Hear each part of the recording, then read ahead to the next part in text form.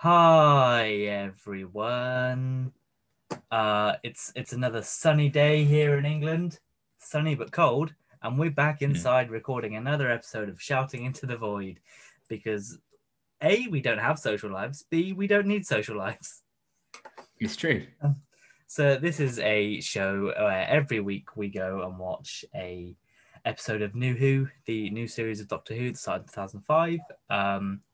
We're going in numerical order, as you would normally, because it would be too much effort to do it a random episode a week.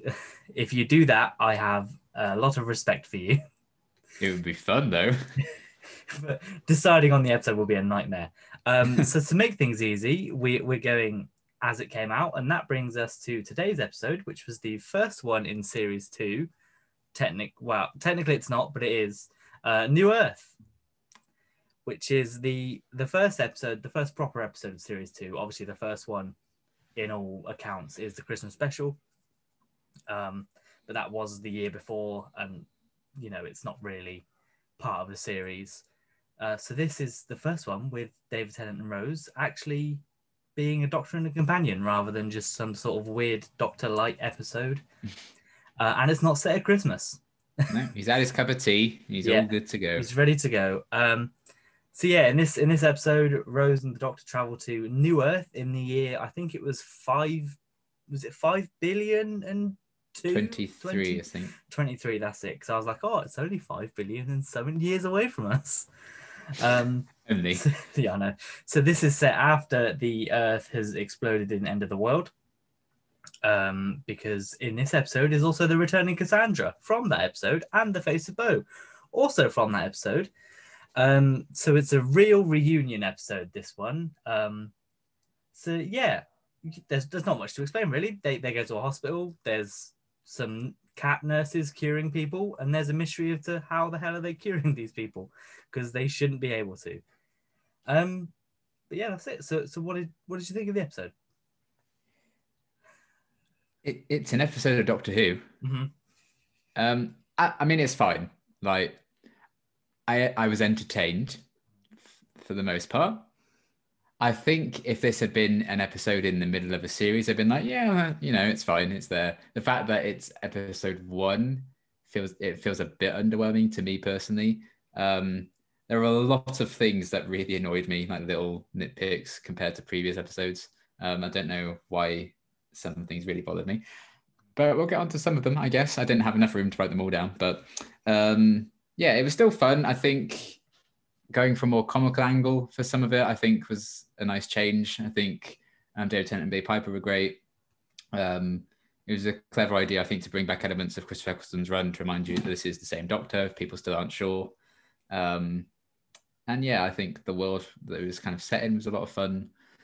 And yeah, some good stuff in there, but of series openers in years gone by, this isn't one of my favorites. Yeah, I mean, we had a discussion yesterday off camera about, what we consider the best sort of series opener. And this one probably isn't up there, I don't think, especially and it's the second episode of a new Doctor as well, which I think have normally been not great, really. Yeah. So it's for me, it's a strange one, because this is the second episode of a new Doctor, but it's his first episode of a new series, which I don't think happens again. Because obviously normally from here on in, every Regeneration episode is the Christmas special or the New Year special. So it didn't feel like a series opener for me. It's supposed to be, but it felt like it was a continuation, and that the Christmas Invasion was the series opener, which again, in every other, if you look at a list, if you look at the DVD set, it is Christmas Invasion is the first one. It's not episode 1, but it's episode X, but it's the first one in the series rather than the last in series 1. Yeah, for me, it was very, this is fine. Yeah, I wasn't insulted by it. It wasn't like long game levels of boring. No. Which is something. Yeah, I wouldn't say I was bored. But at the same time, I don't think this was as good as I remembered it being. Right. Again, maybe because I've watched it too many times, it might have lost its shine, maybe. It's the critical lens that we're Yeah, approaching these episodes yes. The critical lens of Jackie's clothes look terrible, or whatever it was I said last season. Yeah, we've come a long way from your genuine, one of your three main criticisms of Rose being what Jackie's wearing. Yeah. Oh, but I mean, saying that, there are some nitpicks in here that I'm very nitpicky on, I think. But yeah, so the way this works is we give 3 positives and 3 negatives of the episode. We try and keep it to 3 main ones, but naturally we go off on tangents about other things. And I had to make a separate list of nitpicks. so yeah, that's a good sign. And I mean, normally when I sort of go through these episodes, I get 2 pages of my little notebook. Like I normally get 2 pages of notes from the episode. I only had 1.5 for this one, which is the least amount of notes I've ever taken during an episode. So that's probably not a good thing. Just because I thought I'm struggling to find stuff in here. But yeah, never mind. We'll start with the bests because we always like to end on the lows. Which probably says a lot about us. But yeah. So what's your first best bit? The world building overall. It's weird because normally I'd be like, oh, we weren't actually in New York. It's kind of in the distance and they talk about it. You kind of see it in the background. I'm like, oh, they're sending people to help us. But I actually think we're on an alien planet for the first time in the new series. And like the apple grass and the effect of them arriving at the hospital and all the, the cars floating about and stuff. I think that was very well realized.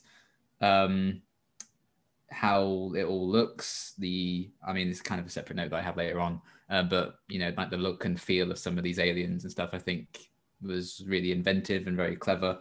And while I think the story itself that was set in this world, in this hospital, wasn't my favorite, I actually did enjoy being in this world.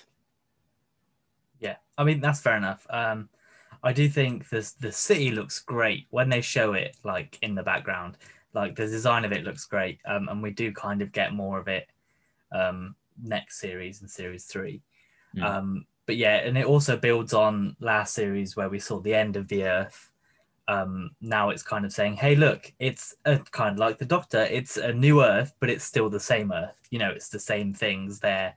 You see the Statue of Liberty in the image of the New York.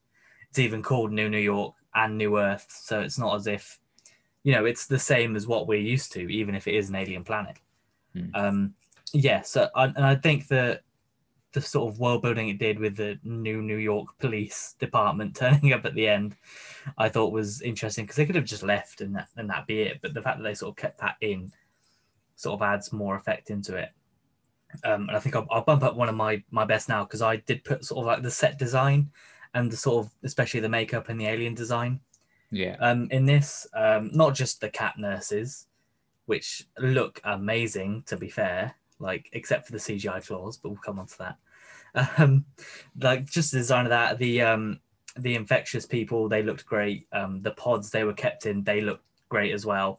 I appreciated the contrast between this nice, sleek, clean hospital and then the grimy grossness of the basement where they keep all their experiments.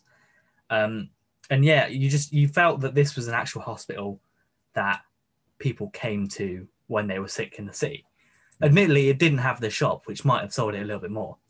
But 0 out of 10. But that's it. The episode's ruined. But yeah, I felt that this was a world that was lived in, and it wasn't just a building that was clearly shoved off somewhere because they couldn't afford to do a whole city thing. Yeah, it felt like there was a history to the place, which I don't think they can always achieve. So they did well with that, I think. Yeah, which is fair enough.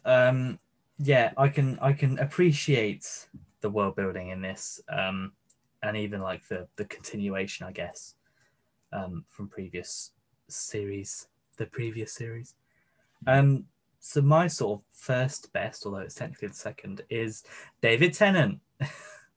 What? There's a surprise. I was debating putting him on this, but then because I'm putting David Tennant, not the Doctor, but then he had to be Cassandra in the Doctor, and that's what sold it for me.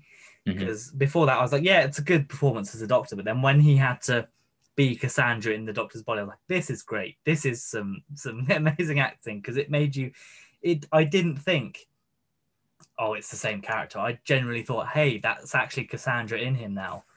And sometimes when people, when they do the body swap thing in movies, sometimes it doesn't work too much. Sometimes they're a bit too over the top. I think Jumanji is a good example of that, the recent films, where sometimes they can be too over the top when they've swapped characters.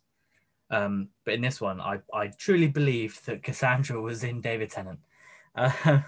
Bloody hell. And yeah, just that whole scene when she's finally in him in the building, and he's like cowering, like, oh, what would he do? What would he do? I'm like, it's great. It's some good comedy in this episode. And David You Tennant, like it. yeah, exactly. It's all amazing. And I don't think David Tennant gets to do that kind of comedy acting in the series again, really. Probably not, no. Like, not to that level, not to that extreme, I guess. Which is fair enough, because it's not something that you want your hero to be doing every single episode. Yeah. But even outside of the Cassandra stuff, this was his first proper outing as the Doctor. He needed to win people over. And I think he did that successfully with the sort of compassion that he had towards the end to all the infectious people, and the sort of protection he had over Rose and trying to figure out what had happened with her. Yeah. When he snaps at Novice Haim as well. Yeah. That's so good. And I didn't actually write it down anywhere. Well, I did, with my extra nitpicks, I did write down something to balance it out. And the bit where that lady comes over and hugs the Doctor, and he's like, oh, it's okay, sweetheart. That was wholesome as fuck. I'd forgotten that even existed. And I was like, that's one of my favorite things Doctor Who's ever done. I just love that. So exactly. And like, I couldn't see that happening with Christopher Eccleston as the Doctor. I don't think that would have happened in the same way. Because it's effectively David Tennant's Everybody Lives scene in his second episode. And I think he carried it off really well. It sort of sets the tone for how he's going to be as the Doctor, which is kind of started in Christmas Invasion, but now we see it like in a scenario rather than just sort of at the end of an episode. Yeah. But hopefully more of that to come. So yeah, what was your next best point? Cassandra's arc, actually. I think her being like, oh, actually, I'm okay with dying, was very, very quick at the end. I think that was too quick. Overall, they gave a character I wouldn't have cared about returning at all a really good send-off that I wouldn't have previously expected. So, you know, so they want to make her actually get into physically appear as Cassandra was great to tie that up. The fact that we saw some different sides to her quite literally when she possesses people, and that moment where she's inside the infected woman and kind of gets a glimpse like, oh god, they've never been touched, and that kind of moved her a bit. Everything with that, her kind of accepting that things need to die and that she doesn't have a place in New Earth anymore. It was a really nice end, I think, to a villain that didn't need a return or an additional story, but they still really sold it and made it work. Yeah, I mean, Cassandra as a whole is on my best list, on my second best. I agree that her deciding to die at the end is quite quick, because she goes from, oh, Chip's here, I can use his body, to get in there and be like, oh shit, he's dying. Okay, guess I'll die. Yeah. But again, maybe, you know, it's fair enough. I can accept it, because then that means she won't come back again. Which I think if she came back a third time, that would be a bit too extreme. I think that probably would have been pushing it. Yeah. Yeah. The second story, again, as you mentioned, she doesn't need to be in it, but it's a good thing to bring over from Christopher Eccleston, because it's not like the big thing that happened. But it's something that, and it's kind of the Doctor rectifying what happened as well, because he sort of let her die, and now he's like trying to say, hey, you can live on, although you'll be trialed, you can live on and whatever. And again, I like the fact that she's called him a hypocrite, because he's like, everything must die, and then he's gone and changed his face. Yeah, that was a really good joke, actually. But I like that, and I like her. Yeah, I kind of put Cassandra has an arc, because again, I wrote that as she was going to go into Chip's body. I was like, has she changed? But then she does. But yeah, and even when she's possessing the people, she still keeps the essence. You can see how smart she is normally, because previously she's just been a bit of skin on a trampoline, and she doesn't have much agency. You know, she can't go out and do her own thing. She has to rely on the help of others. But when she says yeah, the setup of when she's like, oh, that party was the last time anyone ever told me I was beautiful. And then they come back around and it was actually kind of her saying that to herself. Yeah. I actually think that was really nice ending. She's so vain. She's just so vain. Yeah, and it's when she says as well that it was that Chip's based off one of her favorite designs or whatever, because it's her favorite design because that was him at the party that came up, which I liked that how that's all linked together in a subtle way that you don't see until the end. And yeah, seeing her as Rose as well and sort of giving herself away way too quickly to the Doctor, I thought was Cassandra just sort of maybe not realizing how far she can go in a real body, because you can tell that she's not been in a real body and been able to do stuff for a long time, especially judging by the fact that she makes out with the Doctor like as soon as she sees him. It's like, oh, hello, I'm going to kiss you now. Then, so that's that. But yeah, I like the arc. I like the character. She's a good, I was going to say one-off villain. She's a good two-time villain. Even if in this one, she's not really the villain, to be fair. She's not like the one creating the monsters. No, just possessing people against their will. Yeah. But that's but still, not the main villain. No, like, you know, that's still not like, it's not like she's not doing that to be evil. She's doing that to survive. Yeah. Whereas arguably the cat nuns are being evil by experimenting on things, but that's a moral dilemma that I'm sure we might come on to. But yeah, so I'll admit that was my second positive and your second positive. So what was your third and final one? The makeup in the episode. So I kind of separated it from the overall world building, but I genuinely think the cat makeup might be the best effect Doctor Who's done. It's still, like, considering this episode is like 16 years old now, like this week turned 16 years old, it still holds up and looks better than, you think of that shitty furry woman in Orphan 55, and then you compare it to this, like, oh my goodness me, and like that's 16 years later, whatever, and like, what the hell are you doing? They look fantastic. That's sadly, that really came across in Orphan 55, but yeah, I think the Sisters of Plenitude of the cat people look fantastic. The stone on the Duke of Manhattan, I think, looked really cool as well. The effect of that all white patient, the all red patient, the infected people, the makeup job on them. It's something I don't think I always kind of highlight in terms of like some production things when we talk about positives and negatives in the show. But this one, I think, really kind of stood out, like, makeup wise. Yeah, definitely. And I think they blew all of their makeup on this one episode, because there's, thinking about the rest of the series 2, there's not really that many people that are heavily maked up, I don't think. I suppose, CGI creatures. Yeah, mask, or robots, or like masks, yeah. Cybermen. Yeah, there's the Ood, but again, they're masked, not really like made up. Yeah, the wires, a TV. Yeah, exactly. The absorber. Oh yeah, okay, fair enough. Less said about that, the better. That's some good makeup. But that's it. I think that's it. Yeah. So I think just like, and I was looking at it, like I was proper scrutinizing it, because I was like, does it hold up? And you can sort of tell that sometimes the actors are like struggling to speak properly, like their top lip doesn't move as well. Yeah. But it all adds to the effect, I think, of the fact that they're this alien cat species. They're not supposed to be humans, they're not supposed to necessarily speak like humans. Yeah. And I also like the fact that to get away with putting every nurse in a cat makeup, they just put the hoods down. So they're like, oh, okay, I'm sure they definitely look like a cat person under that, and not just definitely. Yeah. The makeup is a positive for this, and even like the face of Bo, he's not makeup, but that's a massive prop they've got to get in there and use. It's just great all around. Although there's some issues with the CGI, which I'll come on later. I've got some CGI issues as well. But yeah, all the practical stuff in this is great. Yeah. So yeah, we sort of covered my bests, to be fair, in amongst yours. But one thing I wanted to add is definitely the use of the nostalgia for Christopher Eccleston. Although it's not really nostalgia at this point, but the things like the face of Bo, Cassandra, the robot spider, at the start. I think they all do really well to link Chris Ferguson and David Tennant, to help the people that are maybe struggling to come to terms with this new actor. It sort of says, look, he remembers everything that happened. It's not somebody new. He knows everything, and he's still the same person.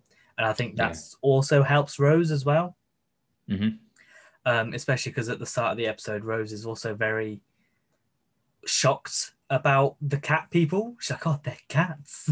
Yeah. And Ten's like, yeah, well, imagine what you look like to them. And that's sort of reminiscent. All pink and yellow. Yeah, that's kind of reminiscent to, Chris Ferguson taking into this place where there's all sorts of monsters and kind of saying, yeah, there's monsters, deal with it. You know, it's what the universe is. And I guess I like the parallels in this episode. I think they really helped for David Tennant. Were there any additional best bits you wanted to mention before we start ripping into this? I really liked that cured woman hugging the doctor. I thought it was such a lovely moment for 10. I really liked that. But outside of that, let's do this. Right. I guess I'll start with my first worst. It's kind of over encompasses the whole episode. The CGI. Right. As we mentioned, the practical effects, excellent. But the flying cars, Cassandra's veins didn't look great. I thought Cassandra looked awful in this one. Yeah. I feel like she looked really good in End of the World. And this one, I was like... Yeah, that's what I thought. I don't know whether they didn't put as much effort into her this time because she's not... Because they knew she was going to be, that's what I assumed. Because we didn't even mention Chip, but his practical effects as well. He looks great. Yeah. And he's in it for much less time than Cassandra's in it and all that stuff, but it's fine. When the infected people touch people, especially with the first cat nun, and I wrote that as well. Face, I was like, that's disgusting, and not in a good way. And the flying. You can kind of see the moment where it turns from live action to clearly just a still image of her face. That they've added the things. Yeah.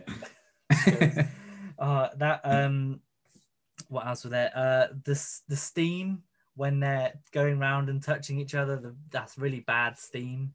Like, because obviously they're not going to have steam coming off of people, but so they've got to put it in. Yeah. But it doesn't look great. When the cat nun falls down the lift, that's also I put that as well. CGI. That death is hilarious. She just stayed perfectly still. Oh dear. Amy was sat next to me. She goes, "What on earth was that?" And I was like, "Look, I know. I'm sorry." It's just the most extra death I think in Doctor Who's history. And obviously that's the same way that they in the end of the series they sort of get Rose to fly away. That's the same thing. They've effectively put her on a tray, dragged her along, and whatever. Yeah. Because when Rose and Cassandra and the Doctor fly down the lift shaft, that's not terrible. No, but that's because they're probably just kept still and the around green screen, and then it's videoed going up. Yeah, but they don't do that with that, and it's fine. The only good bit of CGI I think in this is the gas when Cassandra moves to each person. I think that's the only good bit. And even like the external shots of the hospital, sometimes they didn't look great. It was just the addition of the flying cars, I think, that made it look crap. Yeah, because they just you've got this nice sort of painting-esque city in the background, then you've got these crappy like bubbly cars coming at you, and it's like it's not the best that. But yes. So what was your first worst? Well, the CGI was actually one of mine, so I might as well just kind of tick that off now before we move on. But that was my third worst. There were things that bothered me a bit more. But yeah, my main ones I put were Cassandra looked awful. Yeah. Sister Jat and Matron Casp's deaths were bad, and Casp's in particular was hilarious. So that's kind of a good point, because I just burst out laughing. Yeah. That's so silly. Sure. I'm sure they meant that. Cats always land on their feet until they don't. Until they fall down an elevator shaft. That's like impossibly long. So yeah, that was absolutely hilarious.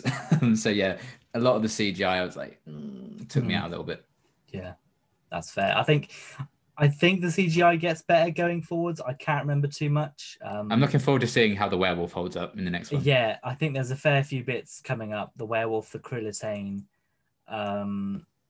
the devil from Satan Pit, The scribble monster from Fear Her, says a few coming up that I'm interested to see how they pull it off. If it's because in my head they're all great. I don't have it, but when we go back and watch them 16 years on, it'll be interesting to see how they go.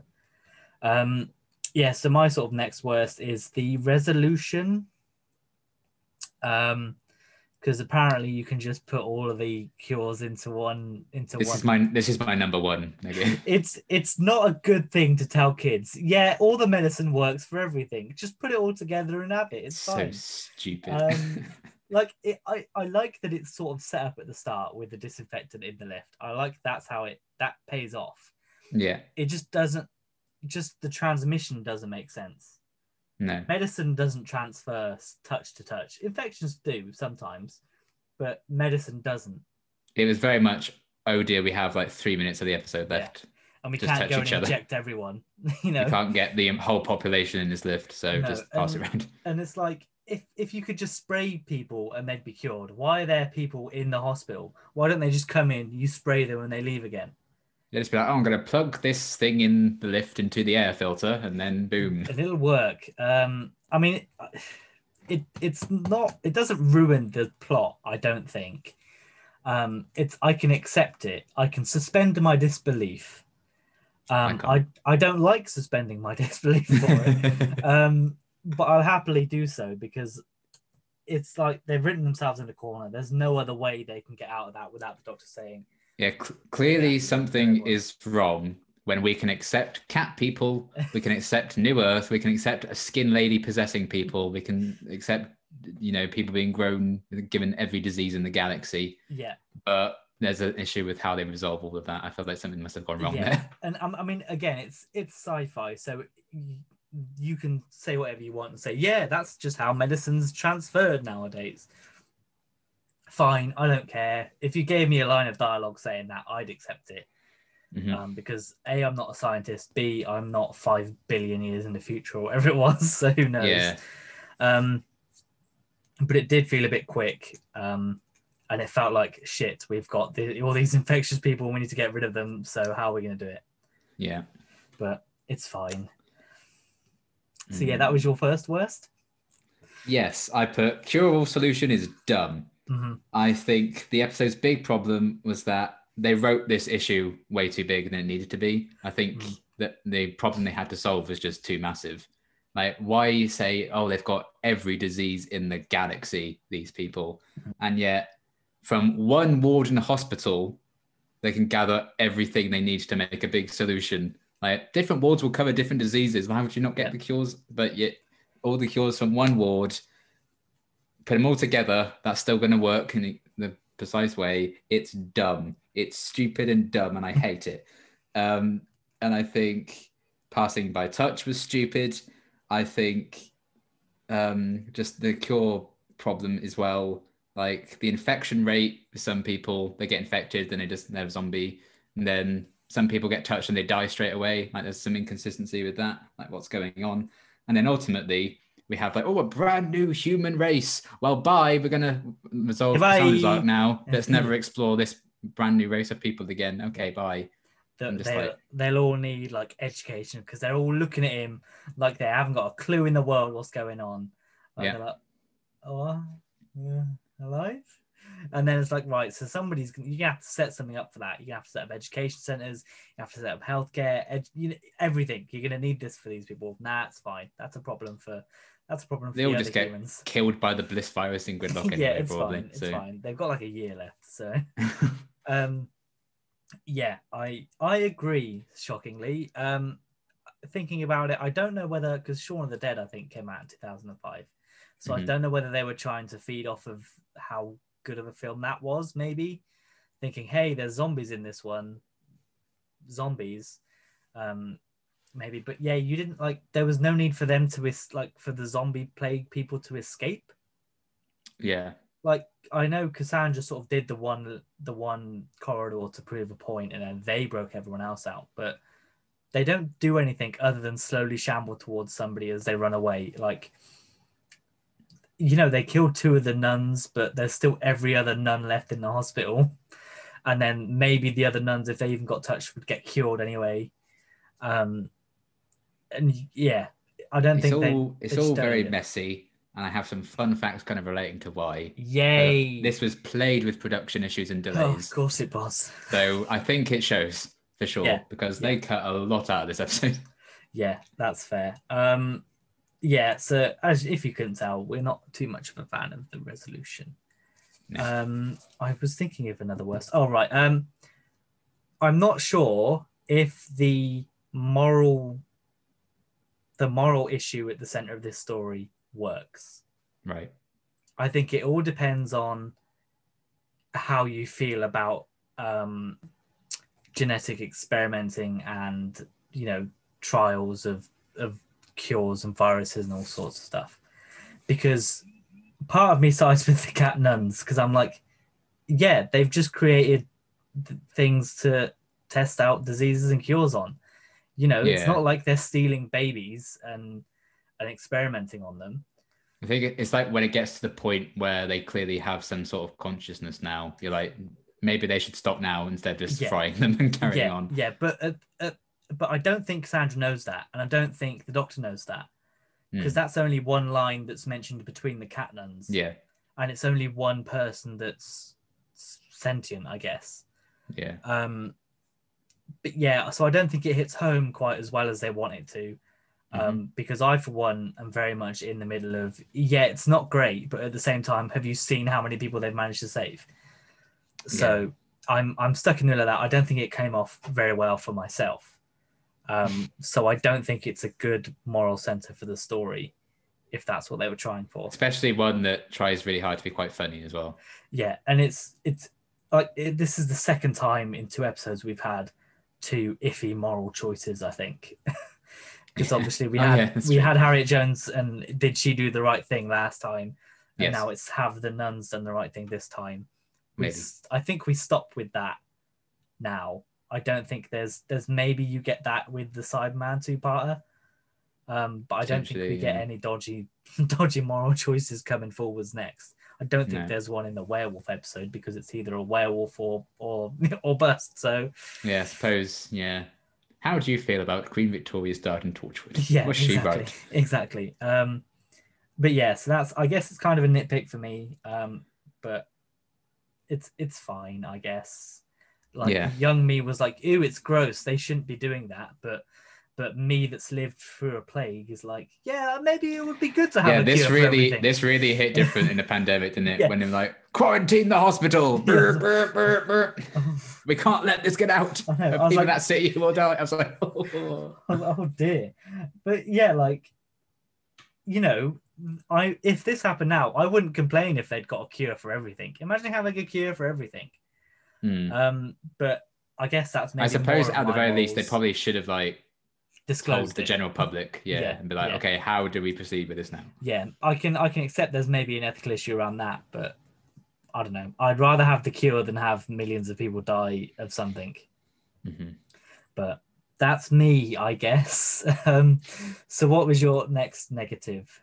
Now, just before we got onto that, I'll just get these smaller nitpicks out of the way. Because again, remember I said there was a wholesome hug that balances it out. It's fine.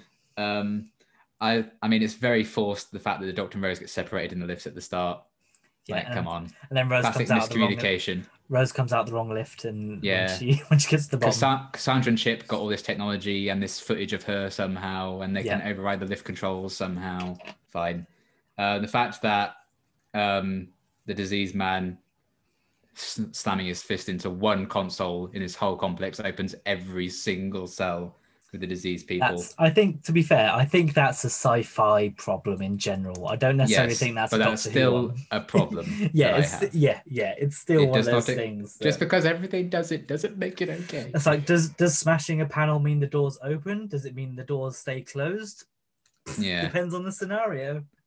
And then I just also kind of thought, as funny as the Cassandra bit is when she first possesses Rose. I mean, it's not funny that she possesses Rose, obviously. But the fact that she doesn't know. She needs to see what Rose looks like and she doesn't know what she sounds like. You had multiple conversations with this woman. You literally were just talking to her and seeing her face just before this. It seemed a bit strange. Cockney. That was a very good impression.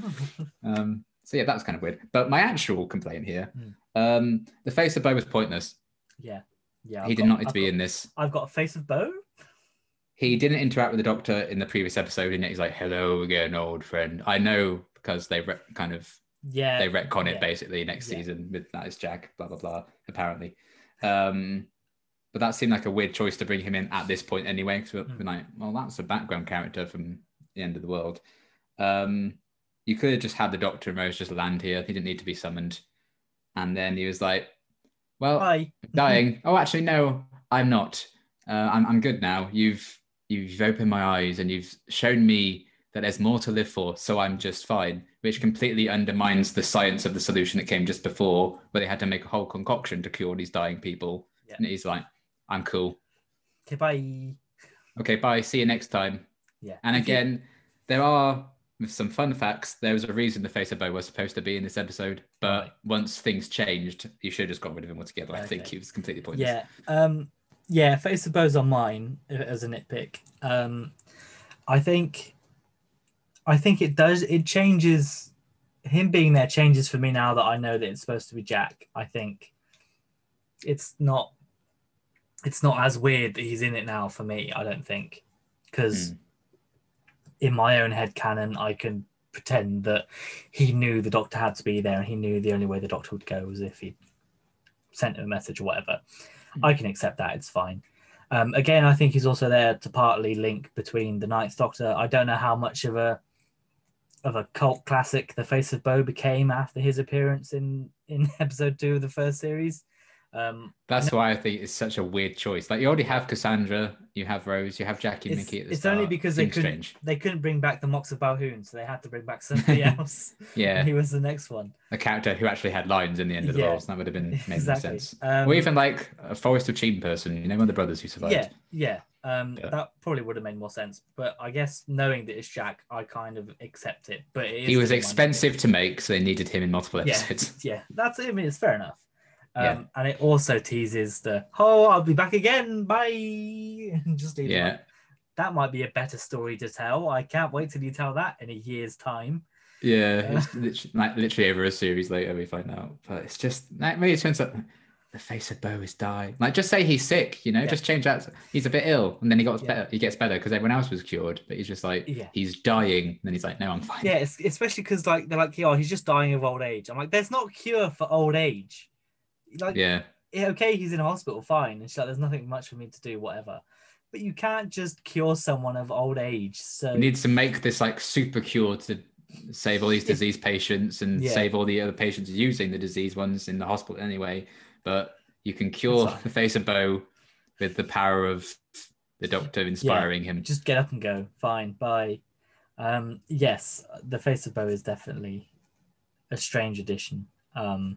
I like him. I think he's great, and I think I love his voice as well. Yeah, this is the first time I hear it. I do like it's a very good that. voice. Yeah. But yeah, I can agree that that's a problem. This is a big nitpick for me, right? Okay. Why do they sit on the grass at the start of the episode? Picnic. But they're not. They're just taking in the sights. But why? Like they could because they need the robot spider to see them. Yeah, but they're just have them walking and talking towards the hospital. There's no need for them to get out, sit down, give some exposition for Cassandra, get up again, say, "Oh, we're going over there. Let's go." I suppose, especially when the Doctor had been summoned, he was like, "Let's just chill here for a bit." Yeah. Like, I'd get it maybe if they just sort of went, "Hey, there's a hospital over there. Let's go and check it out." Why you just go and check out a hospital, I don't know. But like, if someone's like, you're not going to come out, sit there and be like, "Yeah, right." It's like being told you're going to meet your mate at 11 o'clock, getting somewhere at 11, and then going out round the corner and sitting on the bench and waiting 5 minutes. Yeah, it just doesn't make sense to me, and it's like I said, it's a very big nitpick in the fact that it's pointless. Why do they sit on the grass? But you could just have them walking and talking. You don't have to have the whole stopping, sitting down, Doctor taking off his jacket to sit on, then get up and put it back on again. Him struggle to put it back on again, so then Rose has to help him put it back on again, and then leave. I'm like, it's just not necessary. But maybe that's more of a nitpick towards padding in this episode, but I didn't think there was too much issue with padding. No, there was a bit of exposition in that scene, but they could have just said that as they were walking into the hospital or something. Yeah, so I just, but that it's just one of the things. Why are they sat down? They just don't need to. And then again, this robot spider, I think, is another thing that didn't need to be in there because it makes one appearance right at the start and then it's never seen again. Yeah. Never used again. It's just a case of, hey, remember the robot spiders? Aha. She has them again because reasons. Yeah. She still has them. She had more. More she had. But yeah. I don't know. I feel like we've been harsh on this episode, but it's by no means the worst episode. No, it's very, very, very flawed. Yeah. But it's not the long game. No. It's not boring. No, I mean, the worst Doctor Who can be is boring. I don't think this is boring. No, especially compared to some other episodes in this series. Yeah. It's definitely not the worst of this series, but I think it's because it's a series opener, you expect it to be more. Yeah. Which I think is the issue. And I think a fair few series openers kind of struggle with the weight of expectation, I think. I do think it's very hard to write the first episode of a series. Yeah, it's definitely the hardest. Yeah, because you've got to keep people engaged throughout this episode and then keep them so engaged they want to see what happens next. Yeah. And I'm not saying the next time trailer was the best bit of the episode, but it was probably one of the best. Oh, that looks good. Yeah. Oh, nuns doing spinny kicks. Oh, Queen Victoria. Lovely. Oh, a werewolf. Can't wait to wait a week for that one. Oh, looking forward to it. But yes, so we'll get on to your fun facts then, because it sounds like we're going to get some juice. There is some juice. Nice. That sounds disgusting. First of all, some very bizarre working titles, actually. I mean, the original one was Body Swap, which, spoilers. Then another working title was The Sunshine Camp. Why? So I don't know what on earth that was referring to, but that was... the hospital has a moon title on it. Yeah. It's not even sun. Oh, okay. But there you go. Sure. It's the first story in New Who to be set on an alien planet. Mm-hmm. Unless you listen to the Secret of Novice Haim lockdown thing that came out, where it kind of seems to hint that this is actually Earth. But still, that's fine. Earth blew up. No, it's fine. This is the first appearance of the recurring little shop gag that is associated with the 10th Doctor, and the first appearance of his catchphrase, "I'm sorry, I'm so sorry." I know. I thought that when he did it, I was like, "Hey, that's the first time he says it."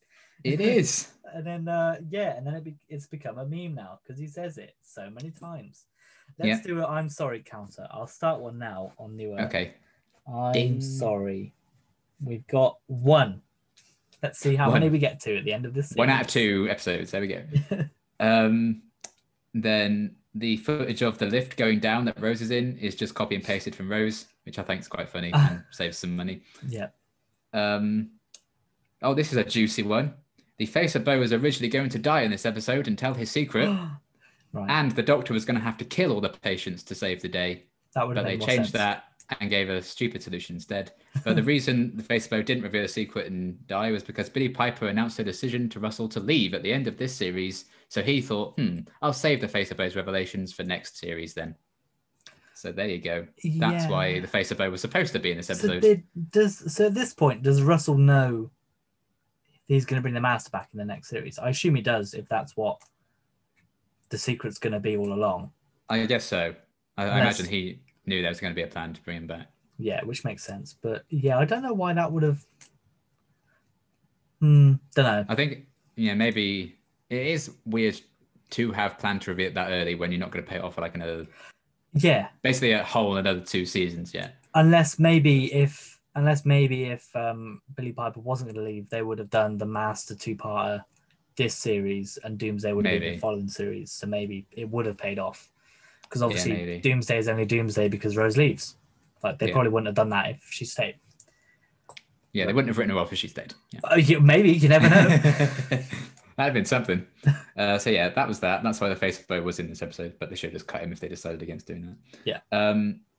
Rose has her hair up at the end of the episode to hide that she has her hair extensions in from filming the Christmas Invasion. But I must say, that is a look that Rose has at the end. That does things to me. Is that the one where she comes out into the Cassandra's party. Yeah, the very last scene. Yeah. Yeah, because she's all dressed up, but the Doctor's like, "Hi, I'm still in normal clothes." Yeah. She just has her hair up for reasons. And then, we talked about this already, but Rusty Davies did say that Cassandra bases Chip on the man who called her beautiful at the party, and that's where the Chip, the pattern on him came from. So that's a paradox. Ooh. Whoa, no way. Billy Piper didn't know she was going to get soaked in that scene in the lift, so they used the very first take that they did because it's funny, because consent. I knew that one because I watched a YouTube video recently that was like the funniest improvised lines or whatever in Doctor Who, and that was one of them. I was like, oh, okay. Genuine reaction, I guess. And then, this had a very troubled and delayed production. Wow. Meaning they have to leave a lot of scenes on the cutting room floor. So I imagine maybe they intended this to be an hour. I don't know. But the Duke of Manhattan and Frau Clovis had much bigger roles.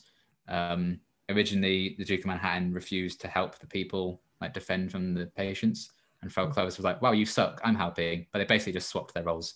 And cut it down a lot because they both help push the barrier against the door, didn't they? In that one scene, that's very political, Russell. You can't do that in my Doctor Who. I know, right? Doctor Who's not political. And then there's a much longer Cassandra death scene that they had to just cut bits out of, where the Doctor makes it clear he hasn't forgiven Cassandra for her many, many crimes and all the people she killed, because they do kind of give her a more heroic kind of ending. So that makes sense that that was going to be the thing. And then I'm forever thankful that this did make the cutting room floor. Right. Because when Rose was being possessed by Cassandra, when she first appears in Ward 26, the Duke of Manhattan's butler was going to offer her champagne, and she was going to go, ooh, moisturize me. Oh. Drink it. And I was like, oh. Eh. So thank God that did not happen. No, that's horrible.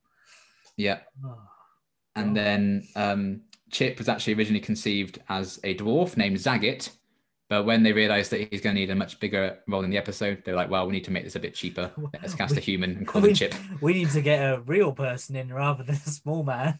Yes, so there you go. Those are some fun facts about New Earth. Yeah. What a mess. God's sake. I can see that, and it's strange because I imagine this probably wasn't in the first filming block then. Maybe this was later on.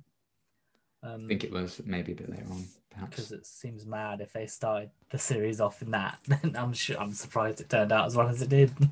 Yeah. Never mind. That's fine. So after we've gone through the episode, after we've watched it, what are you giving it out of 10? I'm torn between a 5 and a 5.5. Interesting, yeah. Because I looked back, I gave Rose 7.5, and Rose is so much better than this. So I can't give it, anything close to that. It's just, I hate the solutions so much. There's so many little nitpicky things that annoyed me. But again, I was entertained by it.